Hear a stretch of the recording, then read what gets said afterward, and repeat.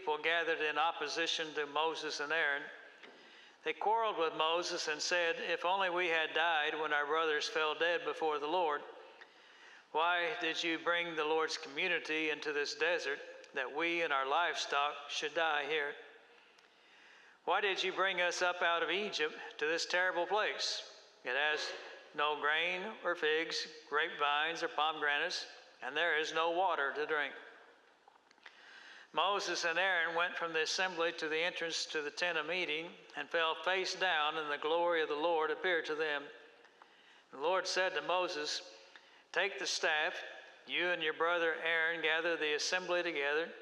Speak to the rock before their eyes, and it will pour out its water. You will bring water out of the rock for the community so that they and their livestock can drink." So Moses took the staff from the Lord's presence just as he commanded him. He and Aaron gathered the assembly together in front of the rock, and Moses said to them, "Listen, you rebels, must we bring you water out of this rock?" Then Moses raised his arm and struck the rock twice with his staff. Water gushed out, and the community and the livestock drank. But the Lord said, He has guided these people, led them nearly 40 years now. And at the end of the story, what is he told? You're not going in the promised land. Why?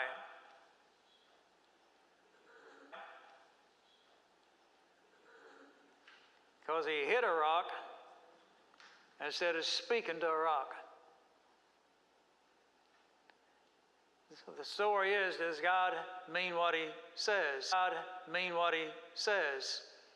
And there is more to that story. And there is more to that story that we're going to take a look at as we go. The chapter begins, where are the Israelites at? Yes, the desert is in, and that's where I began to wander in the wilderness for 40 years.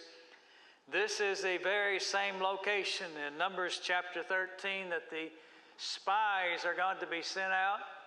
And 10 come, we believe well over 1 million people, and got lots and lots and lots of animals.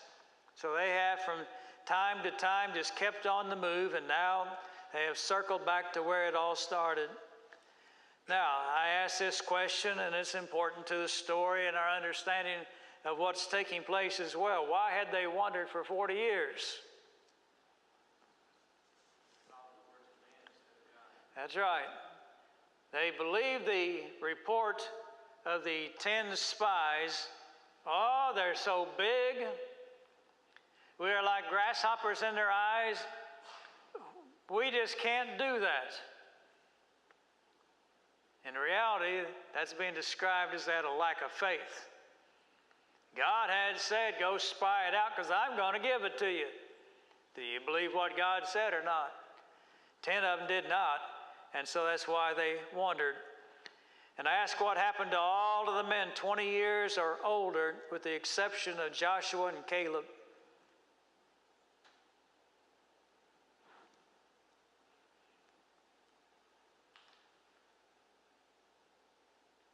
What happened to them? They died. If you were fighting age or older, fighting age was 20. If you are 20 or older, you're never going to see 60 if you're 20. You are going to die while here in the wilderness. So that verse, when you read it, it says those that were 20 years old enlisted or numbered in the census. Mm-hmm. So when you go back to chapter 1 of the book, it tells about who was in the census. And it started out being all men were in the census, all men. Mm-hmm. And so if it was just those that were listed in the census, then women weren't listed in that census. No. So women that were 20 years old and older is still going to the promised land the way that, right? They can, yes. So it could also be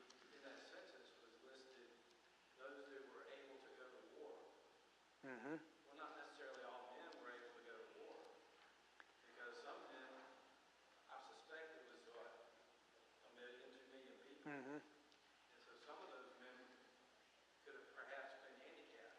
It's possible. I mean, we got handicapped people Sure. everywhere, As long as you got a lot of people, that's the possibility, yes. so they wouldn't be included.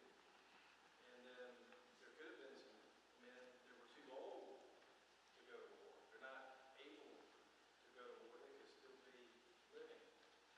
And then also the other one, the other exception would be the Levites, because the Levites weren't numbered in the census.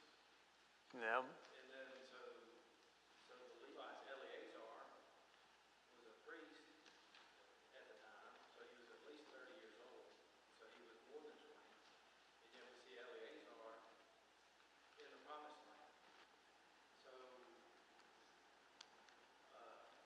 it wasn't necessarily just 20 and above, but it was specifically those that were 20 and above that listed in the census. Okay. I'll have to look up about Eliezer. That's interesting that you mentioned that.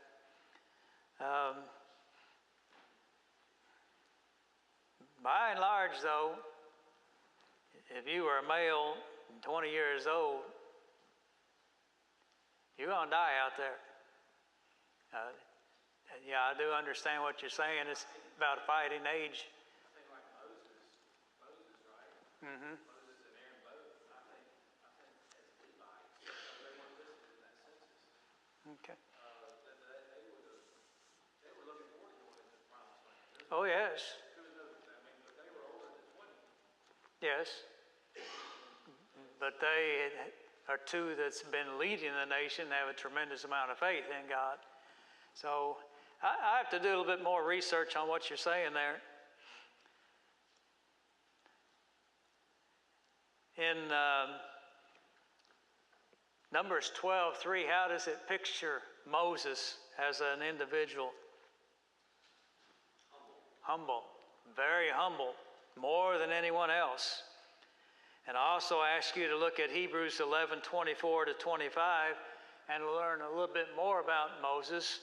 The number one thing from Hebrews 11 is that he what? Had faith, but he also chose to be mistreated with the people of God rather than to enjoy the pleasures of sin and all the fineries of Egypt itself.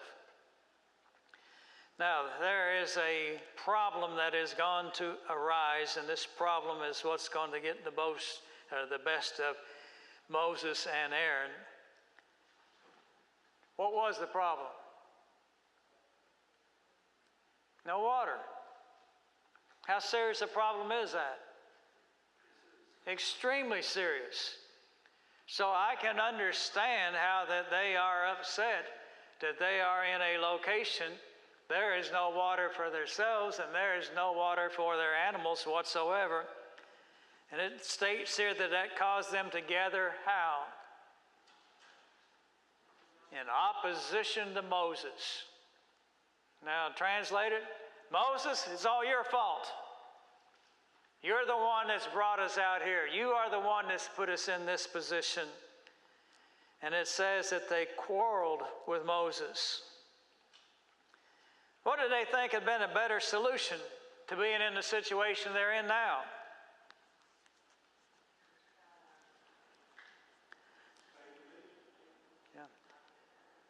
Yeah, one of them stay in Egypt. The other one is if we'd just died along with the rest of the men. So if we all had just died out, we'd be a lot better off. They want to know, why are we in this desert, and why did you even bring us out of Egypt? Well, that sounds familiar, doesn't it?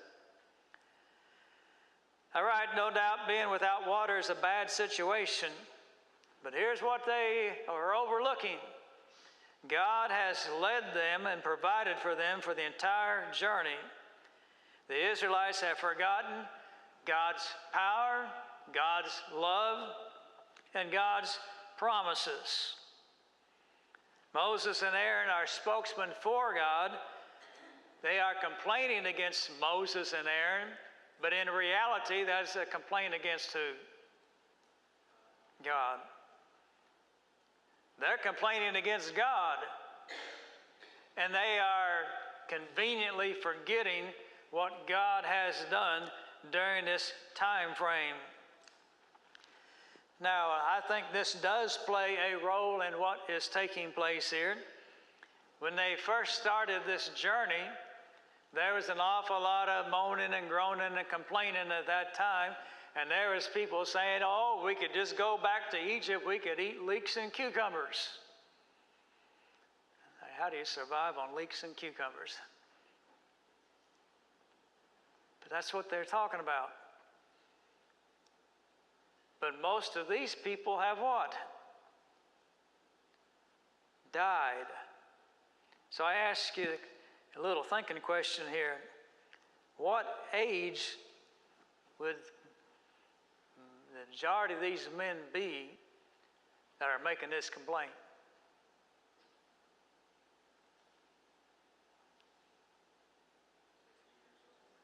60 on down. The 20 years and younger, they can go to the promised land. Going to wander for 40 years. So this is a newer generation. This is not the same people that was complaining earlier when they first came out. I think that plays a role in this. Now, I think that there is something else that plays a role in this. I said, what was weighing heavy on Moses' mind and heart now?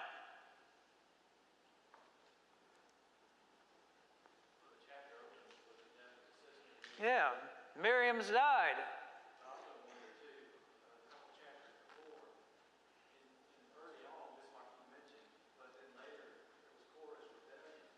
Yes.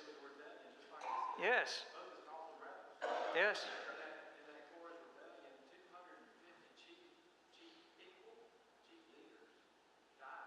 Mm-hmm. Yes. Yes. He's had a tough situation. Be honest, I wouldn't have had the patience Moses did. And that's why it's important to realize he was a humble man. I do feel like he has gotten fed up. And think about, this is not 6 months, this is 40 years that he's hearing these things going on. So I think that plays a role in it. And I think, yes, he is mourning over the loss of his sister. Moses, Aaron, and Miriam, oh, they were together so much. So I think that's on his mind also. Well, Moses and Aaron left the people. Where'd they go? Yeah, to the tabernacle. The tent of meeting, tabernacle. And what happened there? Yeah, God is going to speak. The glory of God is going to appear there. And what did God tell them to do?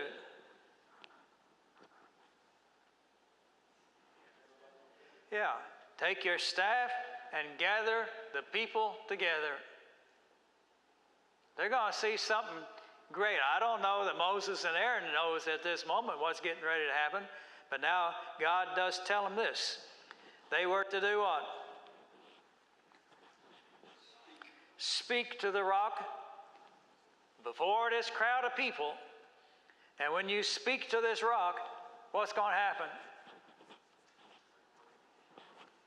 It's going to pour out water. Now, we live in limestone territory around here. Water seep out of rocks. It does, doesn't it? You go down the interstate a lot of times and you had some rainy weather, and you'll see where they've cut through the rock to the left or to the right, see water coming out of there. It has a way of traveling through there. Now, I don't know if that's what's there, but in my mind, I picture there's a great big old boulder there. And does water come out of a boulder? Not unless God's involved. And that is exactly what God says that He's going to do. He is going to pour out water. So now, here's where the problem comes. Moses took that staff from the Lord's presence, just as he had commanded. He gathered the people together there at that rock. And how did he address them? You rebels. He's fed up with them. I say it's very clear that Moses was more than frustrated. And what has caused that? Well, that's what we've been talking about, this continual history of going up against Moses, complaining about what God is doing, what Moses and Aaron is doing. It's just non-stop. It just continues on. I ask an important question here. Why was God not just as frustrated as Moses?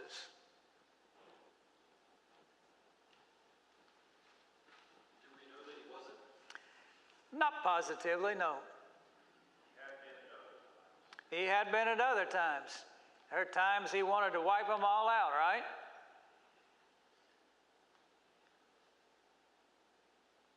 I think it goes back to the question that I asked about the age of the men. All of the older ones have passed on. And it is a newer group of people. There are people there that didn't see Egypt. There are people there that's been born along the way. They didn't see those 10 plagues. They didn't cross over that Red Sea. Now, they've been told by parents and grandparents, but this is a new group of people. And so I feel like that does play a role in how God is responding.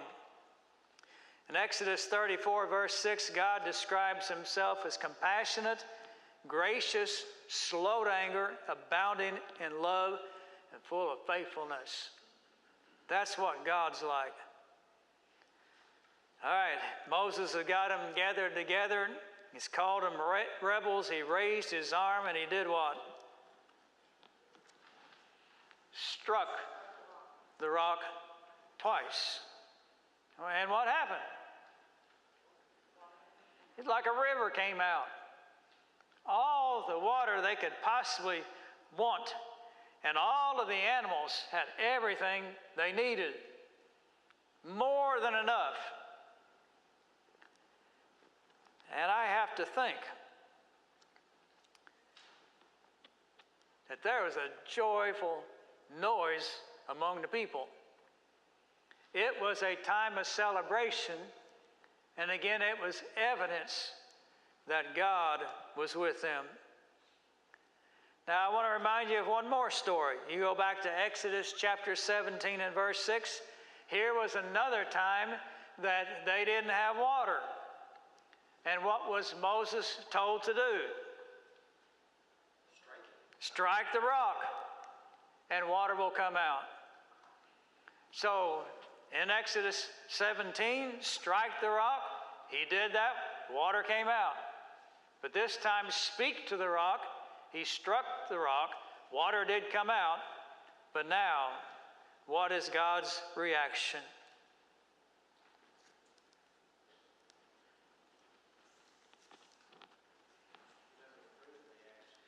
He does not approve. And I want you to see that, yes, this is a matter of not following exactly what God said, but I also want you to know there's some other things that are going on with this. Verse 12, because you did not trust in me enough to honor me as holy in the sight of Israelites, you will not bring this community into the land I give them. So yes, there is a problem that he did strike the rock, but there's other things God says is going on there, and what is that?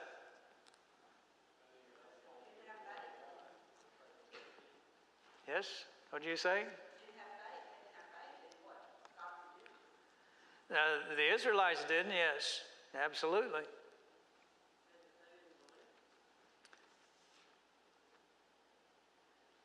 because you did not trust me enough to honor me as holy.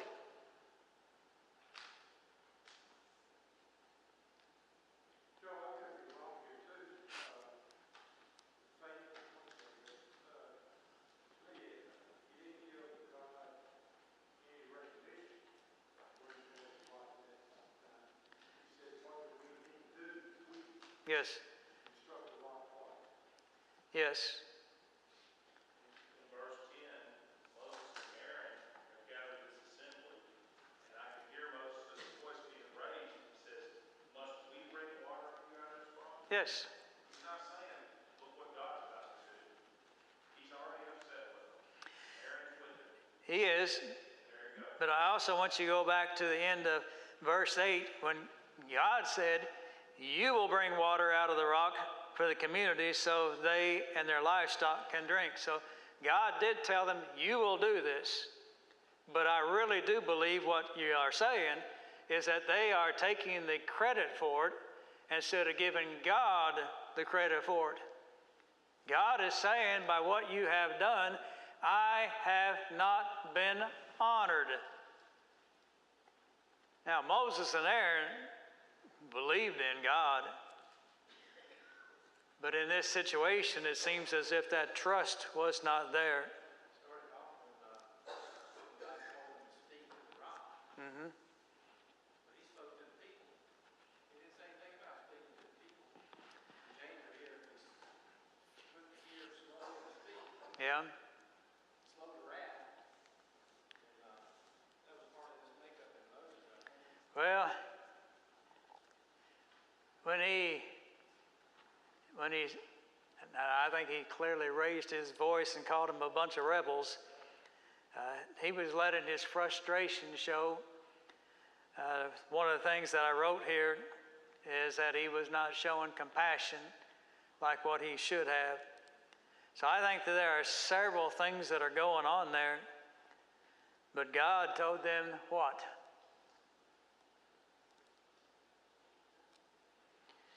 You won't enter the promised land. Now, the congregation did not know the directions that No, they didn't. No. No. so it was really a personal flaw. Yes.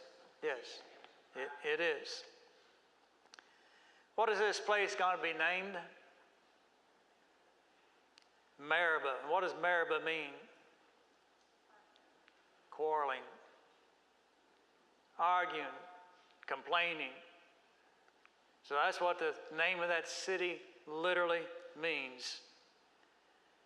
But what did God say that he would do?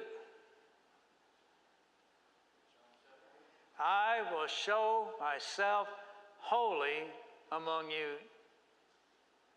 And so something in what they did took that part of that away from God. And so I very much believe that they did not do what God said when they spoke, or didn't speak to the rock, but hit the rock.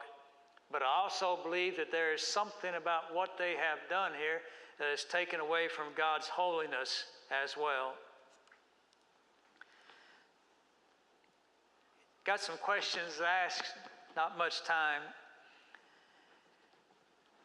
Speak, but he struck. Seems like such a small matter, doesn't it? But what important lesson is there in this story for even us today? Yeah. Disobedience causes penalty. What did you say, Nathan? The title of this class. Yeah. God means what he says. Yeah, that's exactly it. That's why I picked this story. God does mean what he says. And how do we as humans think so often? Yeah, get close. Yeah, that's. All that matters is that we get water from the rock, right? No, it wouldn't. I ask this question, you have to answer it for yourself. Do we give God the honor for all the good we do? 1 Corinthians 10:31 tells us, so whether you eat or drink or whatever you do, do it all for the glory of God. Does everything we do point to God and give Him the credit? Now, I wanted to ask this question. In light of this story, and I've had this happen before, and a lot of other folks in this room probably have too, how do you respond to someone who says, oh, you're just so legalistic?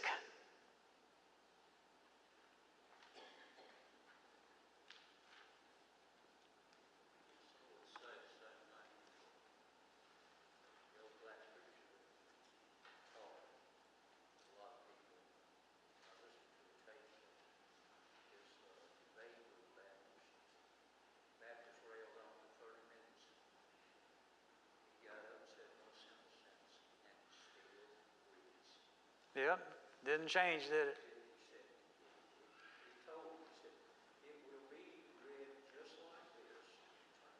Yep. Gives us a great opportunity to express God's character, Yes. His holiness. So it's not about being legalistic, it's about reverencing God. When it says something so plainly and you want to take a stance, but this is just as good, you are taken away from God's holiness. You are not giving Him the honor that is due His name.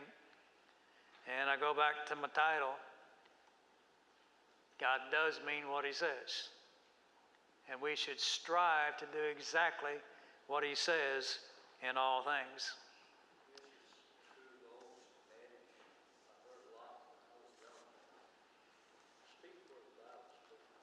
Silent words.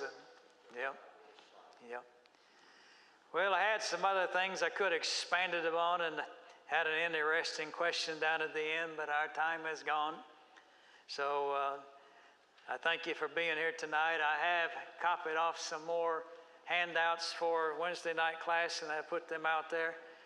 And so I think I got one more back there on the printer right now, but when it's all over and done with, I'll have all of September's out there also. Thank you for being here tonight.